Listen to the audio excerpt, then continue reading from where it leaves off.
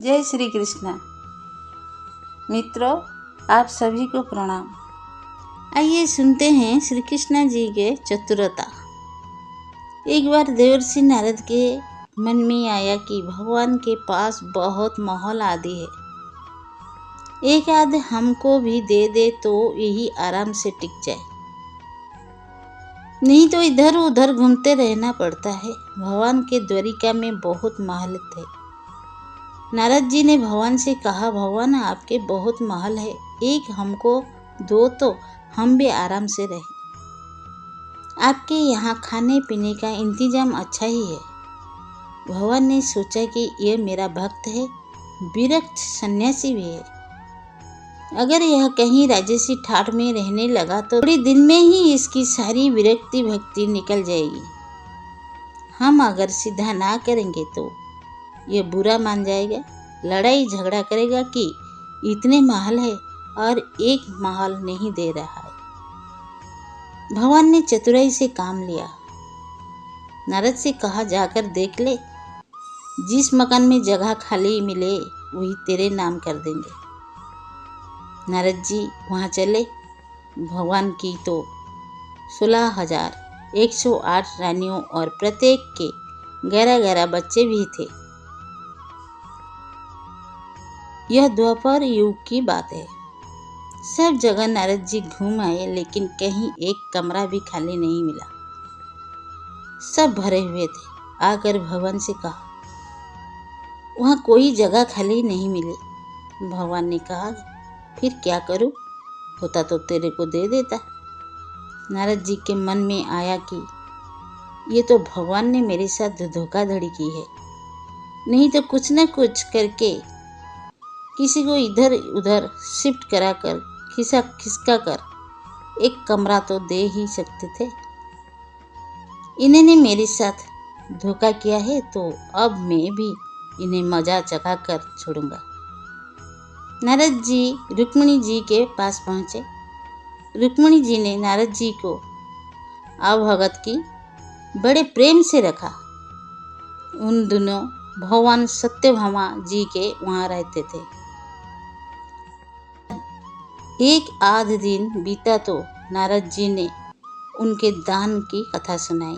सुनाने वाले स्वयं नारद जी दान का महत्व सुनाने लगे कि जिस चीज का दान करोगे वही चीज आगे तुम्हारे को मिलती है। जब नारद जी ने देखा कि यह बात रुक्मिणी जी को जम गई है तो उन्हीं से पूछा, आपको सबसे ज्यादा प्यार किससे है?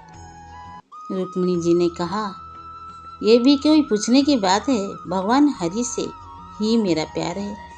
कहने लगे, फिर आपकी यही इच्छा होगी कि अगले जन्म में तुम्हें ये ही मिले? रुक्मिणी जी ने बोली, इच्छा तो यही है। नारद जी ने कहा, इच्छा है तो फिर दान कर दो, नहीं तो नहीं मिलेगी। आपकी सोते भी बहुत है और उनमें से किसी ने पहले दान कर दिया उन्हें मिल जाएंगे, इसलिए दूसरे करे इसके पहले आप ही कर दें। रुक्मिणी जी को बात जंच गई कि जन्म जन्म में भगवान मिले तो दान कर देना चाहिए। रुक्मिणी से नारद जी ने संकल्प कर लिया। अब क्या था, नारद जी का काम बन गया। यहाँ से सीधे सत्यभामा जी के महल में पहुँच गए और भगवान से कहा कि उठा कमंडल और चलो मेरे साथ। भगवान ने कहा, कहाँ चलना है, बात क्या हुई? नारद जी ने कहा, बात कुछ नहीं, आपको मैंने दान ले लिया है, आपने एक कटोरी भी नहीं दी तो मैं अब आपको भी बाबा बनाकर पेड़ के नीचे सुलाऊंगा। सारी बात कहा सुनाई। भगवान ने कहा, रुक्मिणी ने दान कर दिया है तो ठीक है, वो पाटरानी है, उससे मिल तो आए। भगवान ने अपने सारे गहने गांठे रेशम के कपड़े सब खोलकर सत्यभामा जी को दे दिए और बकल वस्त्र पहनकर भस्मी लगाकर और कमंडलू लेकर वहाँ से चले दिए। उन्हें देखते ही रुक्मिणी की होश उड़ गए। पूछा, हुआ क्या? भगवान ने कहा, पता नहीं, नारद कहता है कि तूने मेरे को दान में दे दिया। रुक्मिणी ने कहा, लेकिन ये कपड़े गहने कहाँ गए? उत्तम केसर को छोड़कर यह भस्मी क्यों लगा ली? भगवान ने कहा, जब दान दे दिया तो अब मैं उसका हो गया, इसलिए अब ये ठाट बाट नहीं चलेंगे। अब तो अपने भी बाबा जी होकर जा रहे हैं। रुक्मिणी ने कहा, मैंने इसलिए थोड़ी ही दिया था कि ये ले जाए। भगवान ने कहा, और काहे के लिए दिया जाता है? इसलिए दिया जाता है कि जिसको दो वो ले जाए। अब रुक्मिणी को होश आया कि यह तो गड़बड़ मामला हो गया। रुक्मिणी ने कहा, नारद जी, यह आपने मेरे से पहले नहीं कहा। अगले जन्म में तो मिलेंगे सो मिलेंगे, अब तो हाथ से ही खो रहे हैं। नारद जी ने कहा, अब तो जो हो गया सो हो गया, अब मैं ले जाऊंगा। रुक्मिणी जी बहुत रोने लगी। तब तक हला गुला मचा तो और सब रानियों भी यहाँ इकट्ठी हो गई। सत्यभामा, जाम्बवती सब समझदार थी। उन्होंने कहा, भगवान एक रुक्मिणी के पति थोड़े ही है, इसलिए रुक्मिणी को सर्वदा दान करने का अधिकार नहीं हो सकता। हम लोग का भी अधिकार है। नारद जी ने सोचा, ये तो घपला हो गया। कहने लगी, क्या भगवान को टुकड़े कराओगे? तब तो 16,108 हिस्से होंगे। रानियों ने कहा, नारद जी, कुछ ढंग की बात करो। नारद जी ने विचार किया कि अपने को तो महल ही चाहिए था और यही वह दे नहीं रहे थे। अब मौका ठीक है, समझौते पर बात आ रही है। नारद जी ने कहा, भगवान का जितना वजन है उतने का तुला दान कर देने से भी दान मान लिया जाता है। तुला दान से देह का दान माना जाता है, इसलिए भगवान के वजन का सोना हीरा पन्ना दे दो। इस पर सब रानियां राजी हो गई। बाकी तो सब राजी हो गए, लेकिन भगवान ने सोचा कि यह फिर मोह में पड़ रहा है, इसका महल का शौक नहीं गया। भगवान ने कहा, तुला दान कर देना चाहिए। यह बात तो ठीक है। भगवान तराजू के एक पल्ले के अंदर बैठ गए, दूसरे पल्ले में सारे गहने हीरे पन्ने रखे जाने लगे।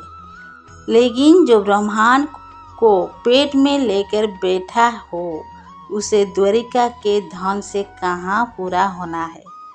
सारा का सारा धन दूसरे पल्ले पर रख दिया, लेकिन जिस पल्ले पर भगवान बैठते वो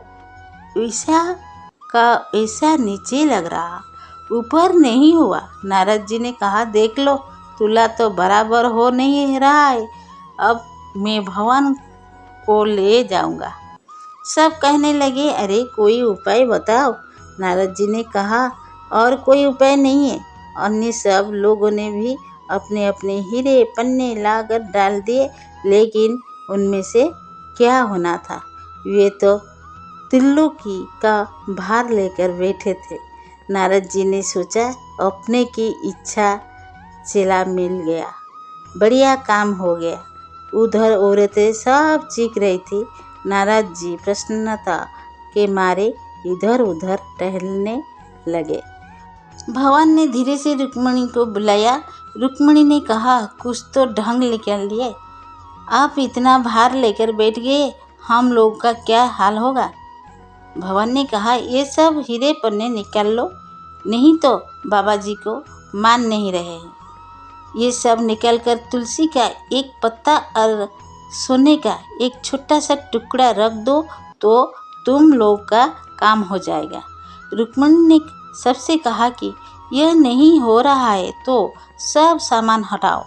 सारा सामान हटा दिया गया और एक छोटे से सोने की पत्रे पर तुलसी का पत्ता रख गया तो भगवान के वजन के बराबर हो गया। से नारद जी से कहा, ले जाओ तुलादान। नारद जी ने खूब हिला डुला कर देखा कि कहीं कोई डंडी तो नहीं मार रहा है। नारद जी ने कहा, इन्होंने फिर धोखा दिया। फिर जहाँ के तहाँ यह लेकर क्या करूँगा। उन्होंने कहा, भगवान यह आप अच्छा नहीं कर रहे हैं, केवल घर वालों की बात सुनते हैं, मेरी तरफ देखो। भगवान ने कहा, तेरी तरफ क्या देखो, तू सारे संसार के स्वरूप को समझकर फिर मोह का रास्ते जाना चाह रहा है, तो तेरी क्या बात सुनो। तब नारद जी ने समझ लिया कि भगवान ने जो किया सो ठीक किया। नारद जी ने कहा, एक बात मेरी मान लो, आपने मेरे को तरह तरह के नाच अनादि काल से नचाए और मैंने तरह तरह के खेल आपको दिखाए, कभी मनुष्य, कभी गाय इत्यादि पशु, कभी इंद्र वरुण आदि। संसार में कोई ऐसा स्वरूप नहीं जो 84 के चक्कर में किसी न किसी समय में हर प्राणी में नहीं भोग लिया। अनादि काल से यह चक्कर चला रहे हैं, सब तरह से आपको खेल दिखाया, आप मेरे को ले जाते रहे और मैं खेल करता रहा। अगर आपको मेरा कोई खेल पसंद आ गया हो तो आप राजा की जगह पर है और मैं ब्राह्मण हूँ, तो मेरे को कुछ इनाम देना चाहिए। वो इनाम यही चाहता हूँ कि मेरे शोक मोह की भावना निवृत्त होकर मैं आपके परम धाम में पहुँच जाऊँ। और यदि कहो कि तूने जितने खेल किए सब बेकार है, तो भी आप राजा हैं। जब कोई बार बार खराब खेल करता है तो राजा हुक्म देता है कि इसे निकाल दो। इसी प्रकार यदि मेरा खेल आपको पसंद नहीं आया है तो फिर आप कहो कि इसको कभी संसार की नृत्यशाला में नहीं लाना है, तो भी मेरी मुक्ति है। भगवान बड़े प्रसन्न होकर तराजू से उठे और नारद जी को छाती से लगाया और कहा, तेरी मुक्ति तो निश्चित है।